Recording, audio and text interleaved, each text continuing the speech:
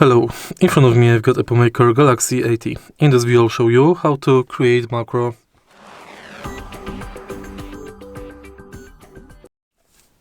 To create macro of your keyboard, let's go to dedicated app and go to macro creator. Select new and now select keyboard or mouse input. Then select repeat count and intervals. Tap start recording and record your macro. Tap stop and save. Now your macro is located right here.